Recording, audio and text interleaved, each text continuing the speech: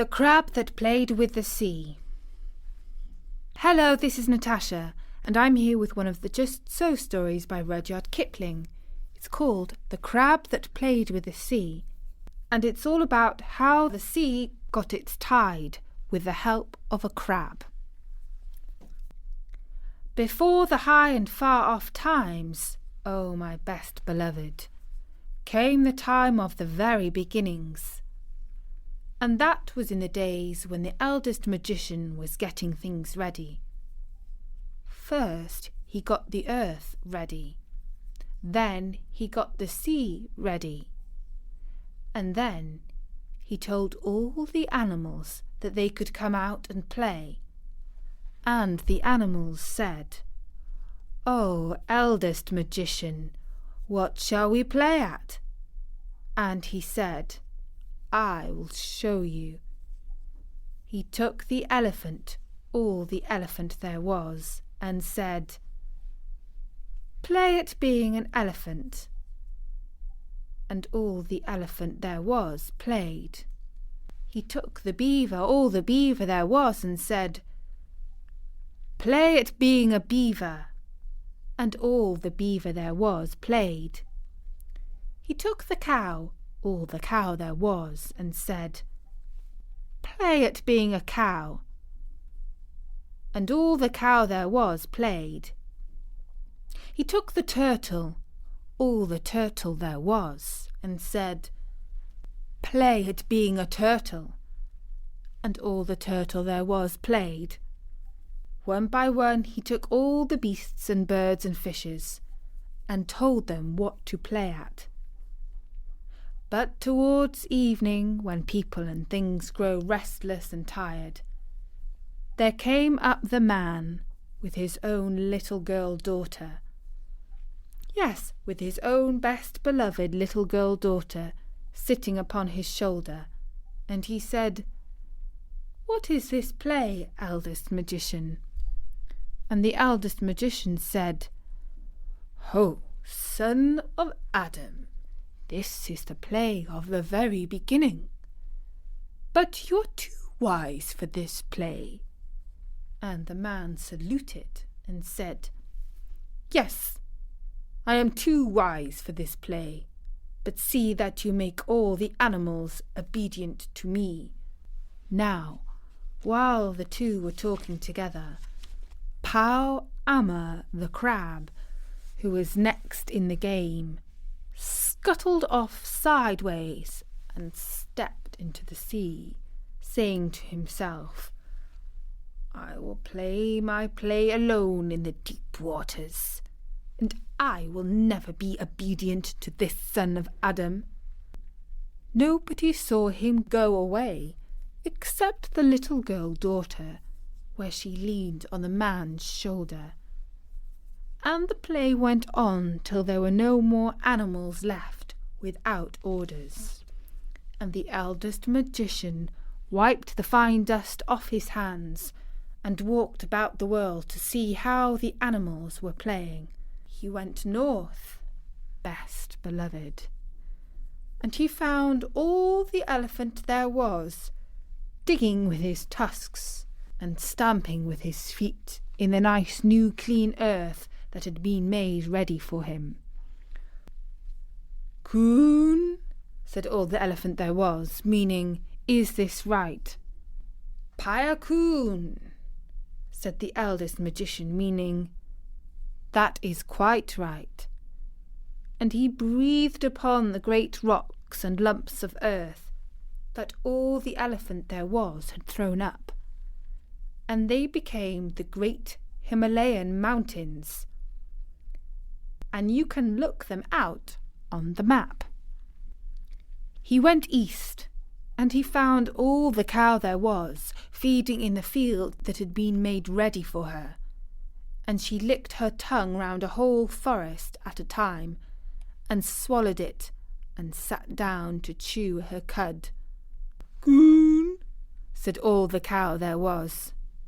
"Pia coon," said the eldest magician, and he breathed upon the bare patch where she had eaten, and upon the place where she had sat down, and one became the great Indian desert, and the other became the desert of Sahara, and you can look them out on the map. He went west, and he found all the beaver there was making a beaver dam across the mouths of broad rivers that had been got ready for him. "Coon," said all the beaver there was.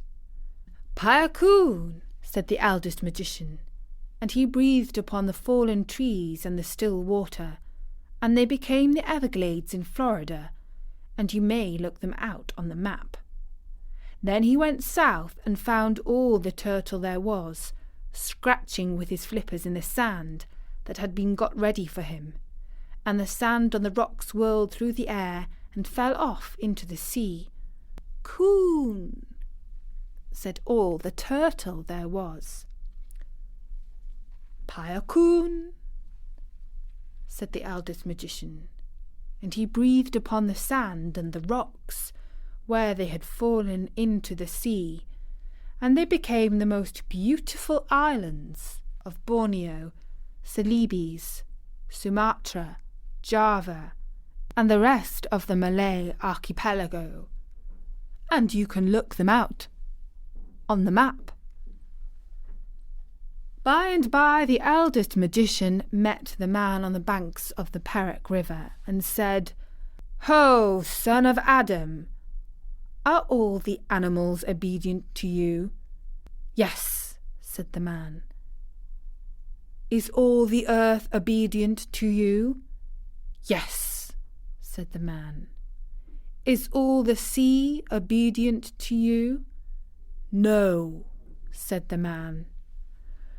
"Once a day and once a night the sea runs up the Perak River and drives the sweet water back into the forest, so that my house is made wet.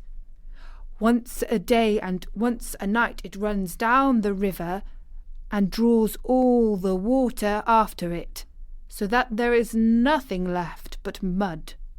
And my canoe is upset. Is that the play you told it to play?" "No," said the eldest magician. "That is a new and a bad play." "Look," said the man. And as he spoke, the great sea came up the mouth of the Perak River, driving the river backwards till it overflowed all the dark forests for miles and miles, and flooded the man's house. "This is wrong. Launch your canoe and we will find out who is playing with the sea," said the eldest magician. They stepped into the canoe. The little girl daughter came with them, and the man took his curving, wavy dagger with a blade like a flame, and they pushed out on the Perak River.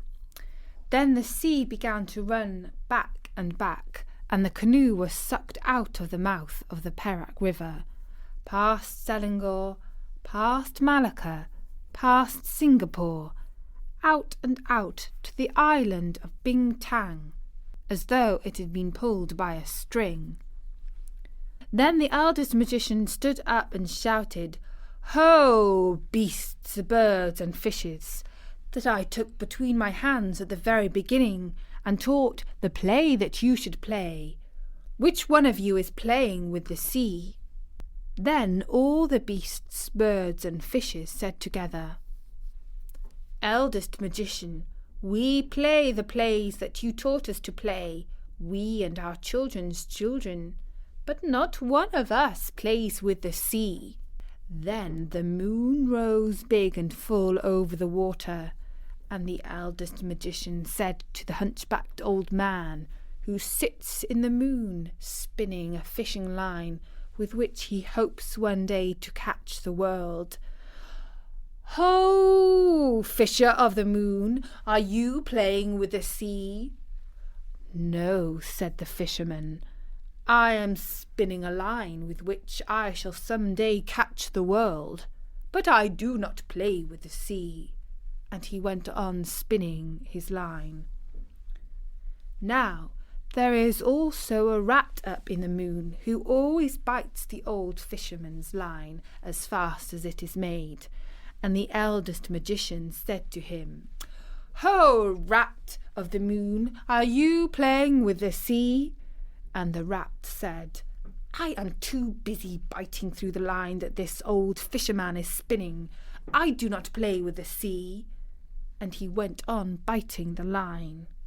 Then the little girl-daughter put up her little soft brown arms with the beautiful white shell bracelet and said, "Oh, eldest magician, when my father here talked to you at the very beginning, and I leaned upon his shoulder while the beasts were being taught their plays, one beast went away naughtily into the sea before you had taught him his play."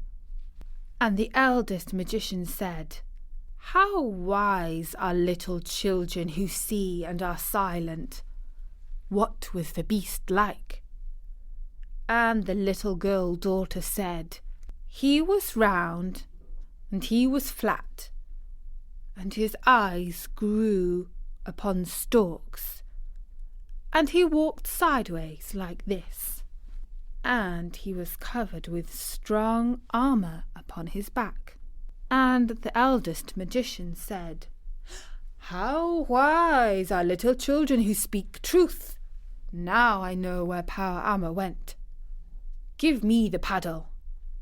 So he took the paddle, but there was no need to paddle, for the water flowed steadily past all the islands, till they came to the place called Pusat Tasek, the heart of the sea, where the great hollow is that leads down to the heart of the world. And in that hollow grows the wonderful tree Pao Jangi, that bears the magic twin nuts. Then the eldest magician slid his arm up to the shoulder through the deep warm water, and under the roots of the wonderful tree he touched the broad back of Pao Amma the crab. And Pao Amma settled down at the touch, and all the sea rose up as water rises in a basin when you put your hands into it. "Ah," said the eldest magician, "now I know who has been playing with the sea." And he called out, "What are you doing, Pao Amma?" And Pao Amma, deep down below, answered, "Once a day and once a night, I go out to look for my food. Once a day and once a night I return. Leave me alone."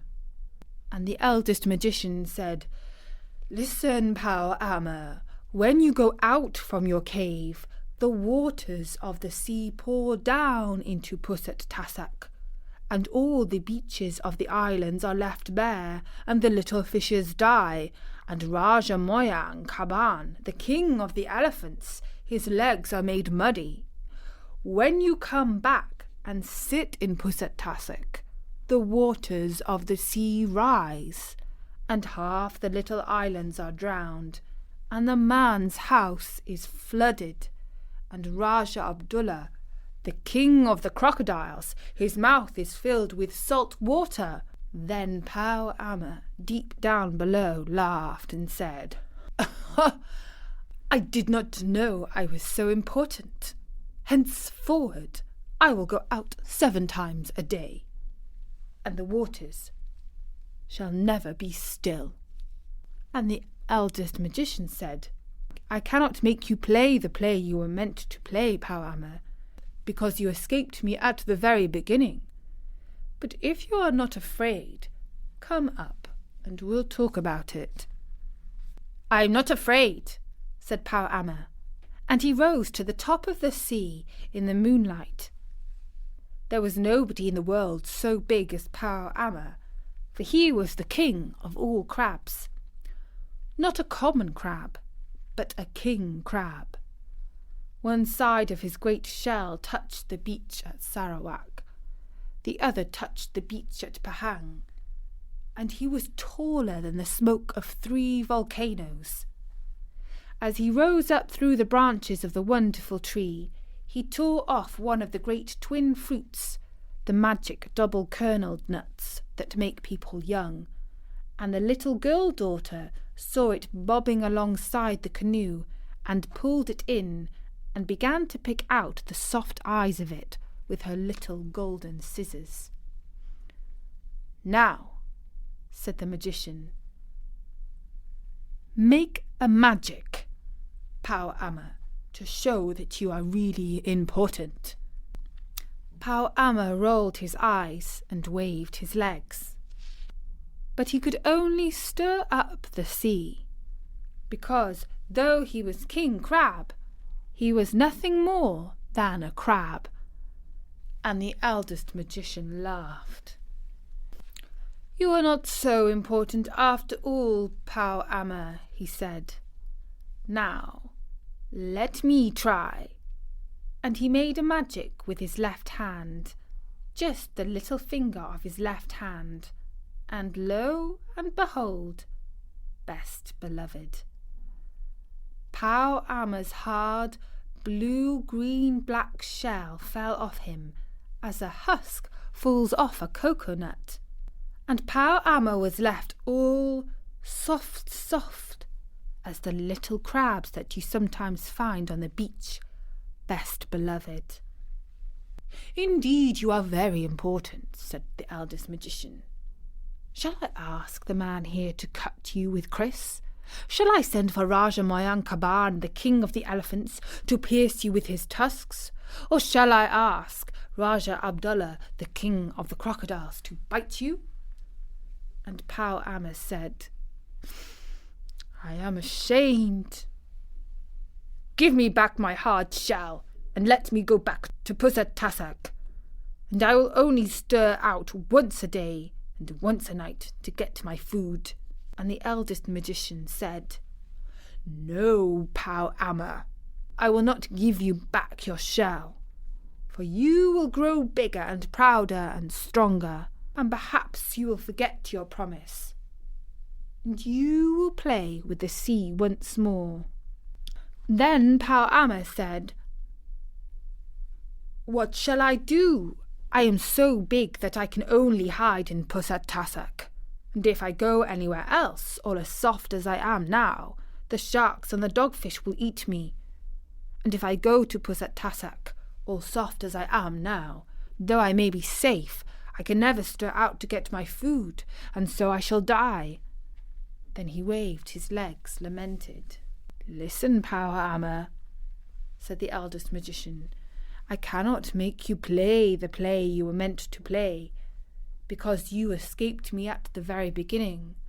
But if you choose, I can make every stone and every hole and every bunch of weed in all the seas a safe Pusat Tassak for you and your children for always." Then Pau Ama said, "That is good, but I do not choose yet. There is that man who talked to you at the very beginning. If he had not taken up your attention, I should not have grown tired of waiting and run away. And all this would never have happened. What will he do for me?" And the man said, "If you choose, I will make a magic so that both the deep water and the dry ground will be a home for you and your children, so that you shall be able to hide both on the land and in the sea." And Pau Ama said, "I do not choose yet. Look, there is that girl who saw me running away at the very beginning. If she had spoken then, the eldest magician would have called me back, and all this would never have happened. What will she do for me?" And the little girl daughter said, "This is a good nut that I am eating.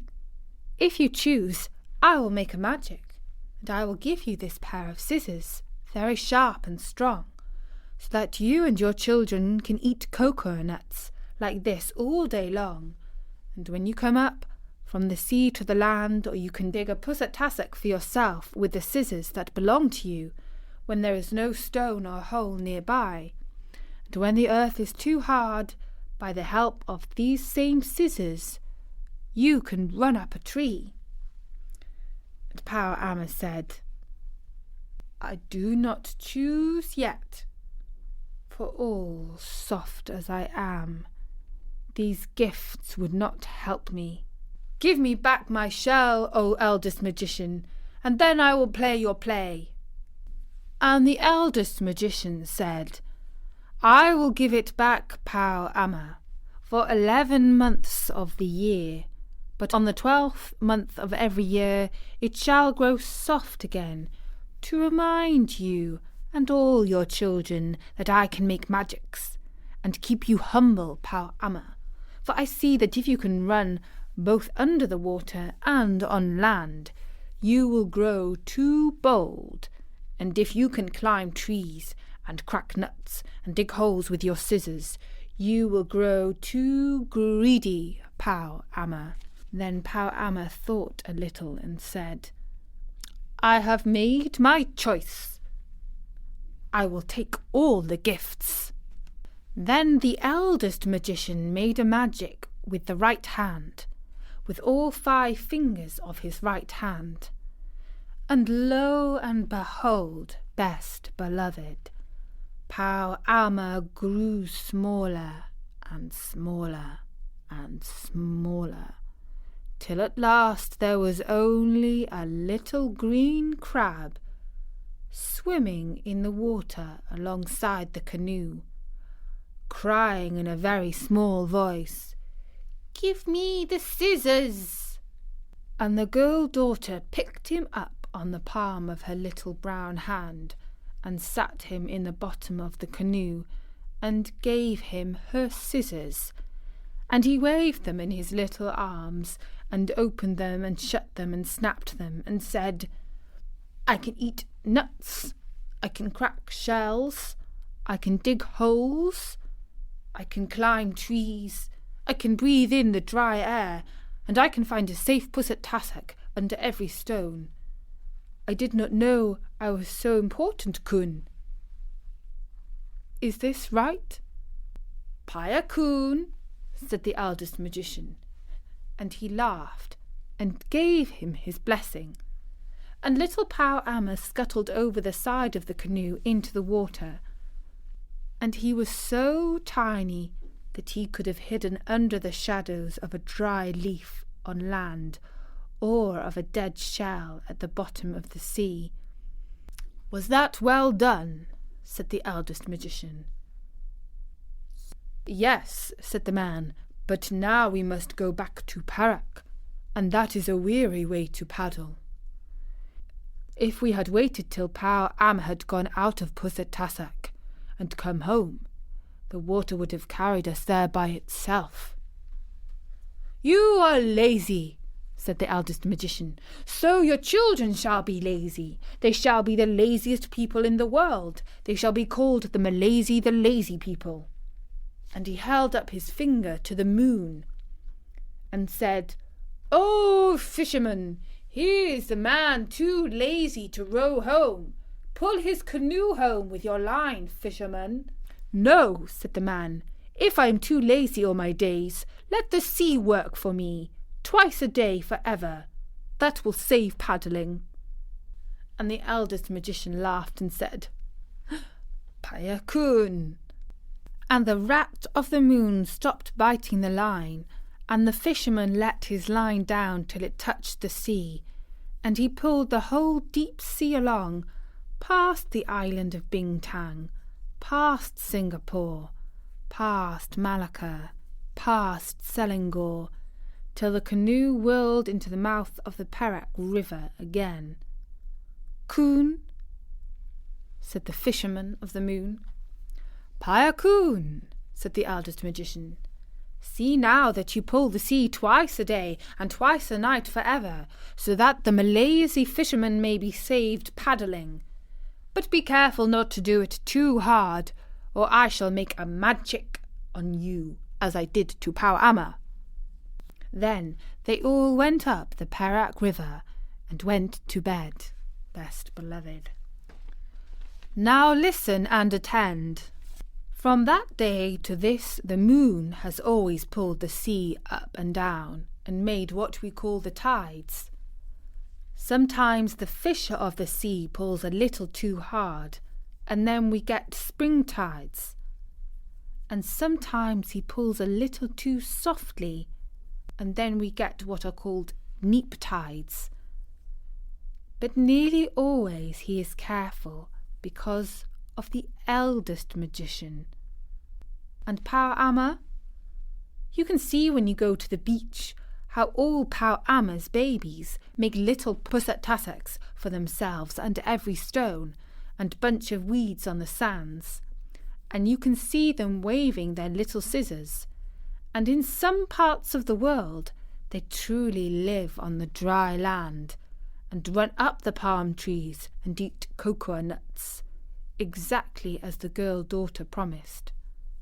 But once a year all Power Ammas must shake off their hard armour and be soft to remind them of what the eldest magician could do.